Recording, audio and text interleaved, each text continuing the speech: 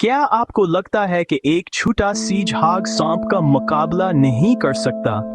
दोबारा सोचें। जंगल में सांप बहुत हुनरमंद शिकारी होते हैं, खामोश, तेज और खतरनाक। लेकिन हीजहाग वो जितने नजर आते हैं उससे कहीं ज्यादा सख्त होते हैं। जब खतरा महसूस होता है तो एक हेजहाग कांटों वाली गेंद की तरह गोल हो जाता है, जिससे सांप के लिए इस पर हमला करना तकरीबन नामुमकिन हो जाता है। इससे भी ज्यादा हैरानकुन बात, हेजहाग ज्यादातर सांप के जहर से महफूज होते हैं।